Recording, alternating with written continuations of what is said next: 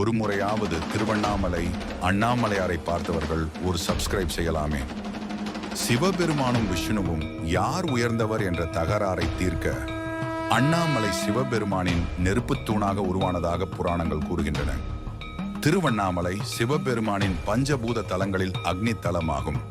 பௌர்ணமி நாட்களில் கிரிவலம் செல்வது மிகவும் விசேஷமாக கருதப்படுகிறது. சுமார் 14 கிலோமீட்டர் தூரம் இந்த மலையை சுற்றி வலம் வருவார்கள். இத்தலம் நினைத்தாலே முக்தி தரும் தலம் எனப்படுகிறது. கிரிவலம் செல்வது ஆன்மாவை சுத்திகரித்து சஞ்சலங்கள் நீக்கி மன அமைதி தரும்.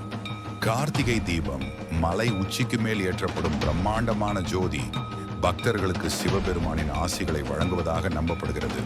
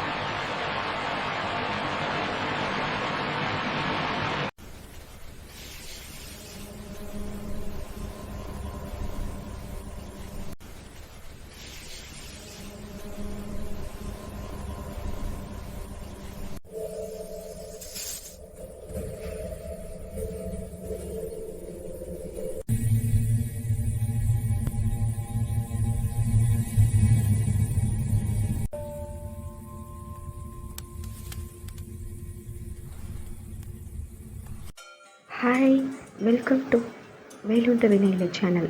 இன்றைக்கி நம்ம சிவதாண்டவத்தை பற்றி தான் பார்க்க போகிறோம். வீடியோக்குள்ளே போகிறதுக்கு முன்னாடி நம்ம சேனலை சப்ஸ்கிரைப் பண்ணாதவங்க சப்ஸ்கிரைப் பண்ணிக்கோங்க. வாங்க வீடியோக்குள்ளே போகலாம். சிவபெருமான் தாண்டவம் ஆடுறார் அப்படின்னா அது சாதாரண நடனம் இல்லை.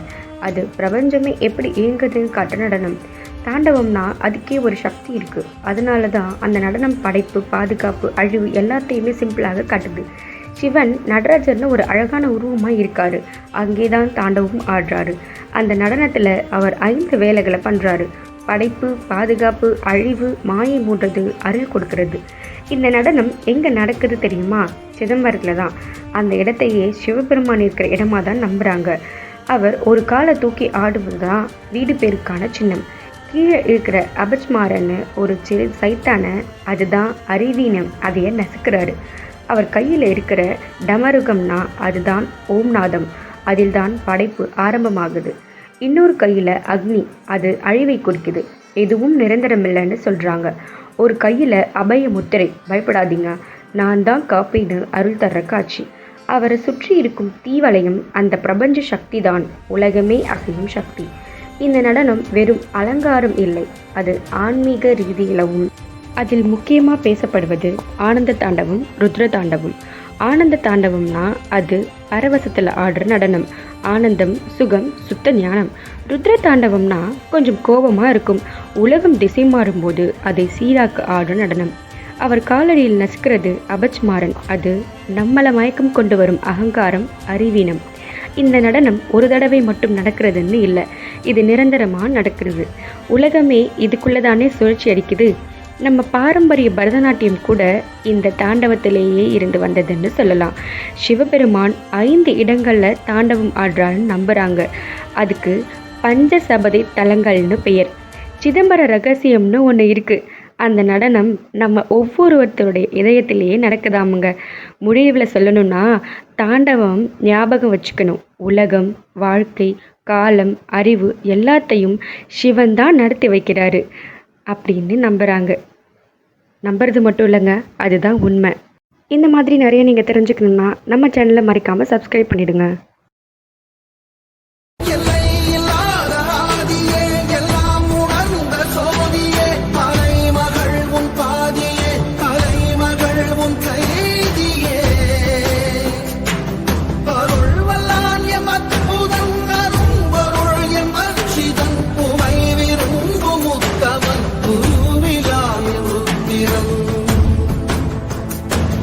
ஒளிவிடும் எம் தேசனே, கொளிர்மலை தன் வாசனே, சிவமயமாக தெரிகிறதே, சிந்தையில் சிவயோகம் வருகிறதே. சிவமயமாக தெரிகிறதே, சிந்தையில் சிவயோகம் வருகிறதே. புவனங்களாளும் அண்ணாமலையே,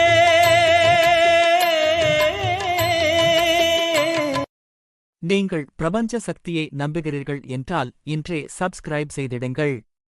தியானம் என்றால் உள்ளே சென்று பார்க்கும் பயணம். நம் உள்ளத்தில் இருக்கும் ஓம் நாதம் பிரபஞ்சத்தின் அதே ஒலி. நாம் தியானிக்கும் போதே அந்த அதிர்வை நம் உடலில் உணரலாம். உலகம் வெளியில் இல்லை, அது நம் உள்ளே இருக்கிறது என்று உபனிஷதங்கள் சொல்கின்றன. யோகம், தியானம், பிரபஞ்சம், மனிதன் இவை 4 தனித்தனியானவை அல்ல, அவை ஒன்றே, ஒரே சக்தியின் வெளிப்பாடுகள். யோகத்தின் உண்மையான அர்த்தம் ஒன்றுபடும் என்பதாகும். மனிதன் தனது உடல், மனம், ஆன்மா 3ஐயும் இணைத்து அந்த பிரபஞ்ச சக்தியோடு ஒன்றாக இணைவதே யோகம்.